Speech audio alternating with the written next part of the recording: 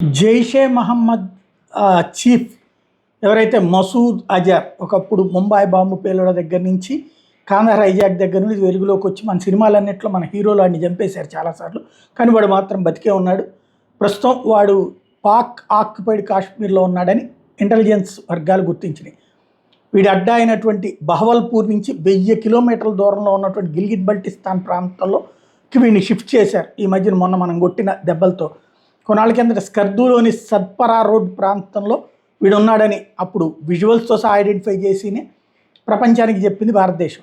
అక్కడ 2 మసీదులతో పాటు మదర్సాలు, చాలా ప్రైవేటు ప్రభుత్వ అతిథి గృహాలు ఉండటంతో అక్కడ ఉన్నాడని. భావి ప్రపంచం దూరంగా ఉండాలంటే జైషే చీఫ్కి పీఓకేకి మించిన ప్రదేశం లేదన్నటువంటిది వాళ్ళ సైన్యం సూచించింది. సహసిద్ధమైన పార్కులు, సరస్సులతో ప్రశాంతంగా ఉండే ప్రాంతం కాబట్టి పాక్ పీపుల్స్ పార్టీ అధినేత బిలావల్ భుట్టో జర్దారీ ఈ విషయంలో స్పందించారు. మసూద్ ఆఫ్ఘనిస్తాన్లో ఉండే అవకాశం ఉంది, అవసరమైతే అతను మేము భారత్కి అప్పగించడానికి కూడా సిద్ధంగా ఉన్నాం అంటూ అల్ జజీరా న్యూస్ ఛానల్కి యదవ నాటకాలతో కూడినటువంటి ఇంటర్వ్యూ ఇచ్చాడు.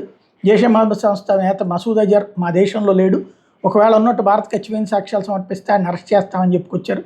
లష్కర్ తోయిబా అధిపతి హఫీజ్ సయీద్ జైషే మహమ్మద్ చీఫ్ మసూద్ అజర్లను భారత్కి అప్పగించడం గురించి అడిగిన ప్రశ్నలకి సమాధానం ఇస్తే హఫీజ్ సయీద్ పాకిస్తాన్ స్వేచ్ఛగా తిరుగుతున్నాడని వస్తున్న వార్తల వాస్తవం, అతను కస్టడీలోనే ఉన్నాడు.